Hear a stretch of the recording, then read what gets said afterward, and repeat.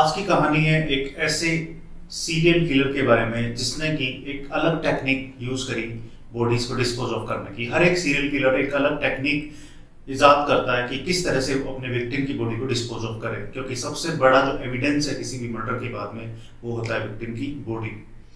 सो पूरी कहानी के लिए stay tuned and don't forget to subscribe forensic extract and press the bell icon. So guys, कहानी की शुरुआत होती है सेकेंड वर्ल्ड वॉर के time. John George Haigh Stamford में पैदा हुआ एक इंजीनियर फैमिली में। माँ बाप दोनों इंजीनियर थे।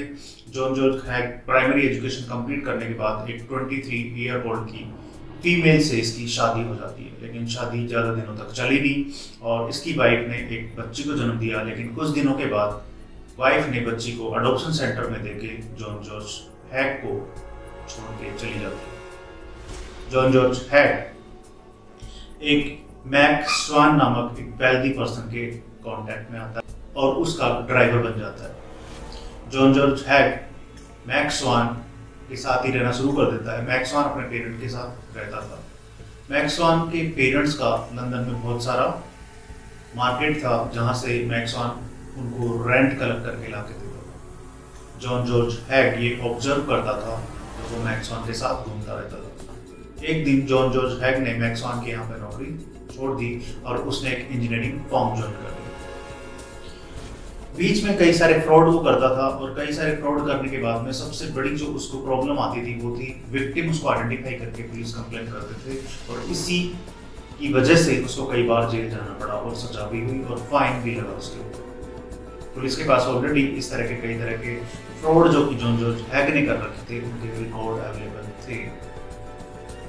जॉन जॉर्ज हेग ने कई तरह की टेक्निक इजाद करने की कोशिश करी कि किस तरह से विक्टिम को मारकर उनकी बॉडी को डिस्पोज ऑफ कर दिया जाए। और पहला केस था मैक स्वान। मैक स्वान को पहले से वो जानता था, जैसा कि मैंने बताया। एक दिन जहां पे वो काम करता था उस वर्कशॉप के बेसमेंट में बुलाता है। मैक स्वान को बुला के उसके सर पे वार करता है। मैक स्वान बेहोश होकर मर जाता है और मैक स्वान की बॉडी को एक ड्रम जिसमें कॉन्सेंट्रेटेड H2SO4 था जो कि कोरोसिव है उसमें उसकी बॉडी को डाल देता है। ये टेक्निक इसने इजाद करी, कई तरह के तरीके इसने और भी ढूंढे, लेकिन ये बेस्ट तरीका था। इसने सबसे पहले देखा कि कॉन्सेंट्रेटेड H2SO4 में इसने जंगली चूहा डाला तो चूहा मात्र 30 मिनट में चूहे का शरीर गल गया। इसने जब मैक स्वान की बॉडी को उसमें डाला तो 2 दिन के अंदर बॉडी डिसइंटीग्रेट होकर कुछ बोन के पीसेस बचे। इस तरह से इसने ऐसी बात यूज किया बॉडीज को डिस्पोज ऑफ करने के लिए। जब मैक स्वान के पेरेंट्स को चिंता होती है कि मैक स्वान कहाँ गया, क्योंकि मैक स्वान को तो जॉन जॉर्ज हेग मार चुका था। जॉन जॉर्ज हेग उसके पेरेंट के साथ रहना शुरू कर देता है और ये बताता है कि सेकेंड वर्ल्ड वॉर चल रहा है, इसलिए मैक स्वान डर की वजह से कि उसको कहीं वॉर में ना बुला लिया जाए छुप गया है। जब बहुत सारे दिनों तक मैक स्वान नहीं आता, एक दिन जॉन जॉर्ज हेग उसके पेरेंट्स को वर्कशॉप में बुलाता है कि मैक स्वान उनको सरप्राइज देना चाहता है। जैसे ही दोनों पेरेंट्स उसके वर्कशॉप पे आते हैं उन पर भी उसी तरह से वो वार करता है और उनको भी मार देता है। उनकी बॉडीज को भी सेम ऐसे ही H2SO4 के ड्रम में डाल के डिस्पोज ऑफ कर देता है। मैक स्वान के कुछ चेक्स थे, कुछ कागज थे, सबको यूज करके फोर्ज सिग्नेचर करके सारे कागज बना के सारी प्रॉपर्टी को अपने नाम करके बेच देता है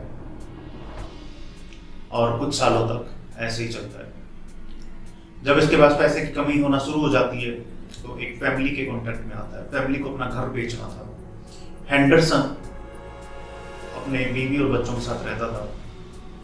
जब उनको पता लगता कि जॉन जॉर्ज हेग एक पियानिस्ट है, उसको पियानो का काफी अच्छा नॉलेज थे, तो उसको अपने घर पे बुलाया जाता है। जैसे ही वो हेंडरसन के घर जाता है तो उनके ड्रॉर्स में पड़ी एक रिवॉल्वर को वो चुरा लेता है और हेंडरसन को अपने वर्कशॉप पे इनवाइट करता है कि उसने कुछ इन्वेंशन किया है, वहां पे उसको आके देखना चाहिए।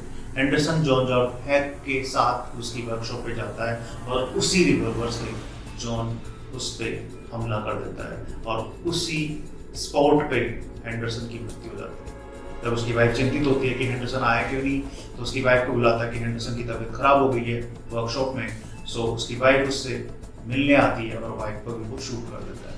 दोनों की बॉडी को उसी तरह डिस्पोज ऑफ करता है ड्रम में डाल के, जिसमें कि H2SO4 था। पुलिस पकड़ नहीं पाती है और इसी तरह से हेंडरसन फैमिली की भी पूरी की पूरी प्रॉपर्टी को वो बेच देता है। कुछ दिनों के बाद वो एक 69 ईयर ओल्ड एक वेल्दी फीमेल ओलिव के कांटेक्ट में आता है। ओलिव अपने कई सारे इन्वेंशन के बारे में बताता है, उनको इंट्रोड्यूस करता है कि वो एक इंजीनियर है। ओलिव को इन्वाइट करता है। ओलिव जैसे ही जाती है उसके सर पे पत्थर से वार करता है, ओलिव मर जाती है और उसकी बॉडी को भी डिस्पोज ऑफ कर देता है। इस बार ओलिव की बॉडी को उसने डिस्पोज ऑफ किया नई जगह पे, जिसमें इसने शिफ्ट किया था।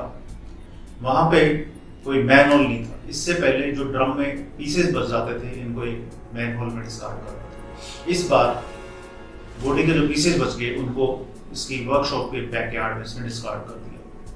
पुलिस इन्वेस्टिगेट जब करती है केसेस में, जब ओलिव की डिसअपीयरेंस की रिपोर्ट उसकी फ्रेंड ने पाई करीब कुछ दिनों के बाद, तो पुलिस इन्वेस्टिगेशन में जॉन जॉर्ज हैक का नाम आता है कि उसने बहुत सारे ऐसे फ्रॉड करे हैं और बहुत सारे ऐसे थेफ्ट के केसेस उसके अगेंस्ट रजिस्टर्ड हैं। जब पुलिस इन्वेस्टिगेट करती है तो ओलिव का एक वर्जन कोड मिलता है और उस कोड की लॉन्ड्री स्लिप मिलती है जॉन के पॉकेट में। जॉन के घर पे हेंडरसन और मैक्स वान के प्रॉपर्टी के कागज भी मिले। जॉन ने बॉडीज के पीसेस को अपने बैकयार्ड में फेंका था। बॉडीज के पीसेस को फोरेंसिक एग्जामिनर ने कलेक्ट करा, जिसमें फैट टिश्यूज, दांत और बोन के पीसेस मिले। इन सबको एग्जामिन करने पे पता लगा कि जो डेंचर थे वो ओलिव के डेंटिस्ट ने बताया कि वो ओलिव ने कुछ दिनों पहले ही लगवाए थे। इस तरह से कई सारे एविडेंस कलेक्ट करे गए और फाइनली जॉन जॉर्ज हैक को अरेस्ट किया गया।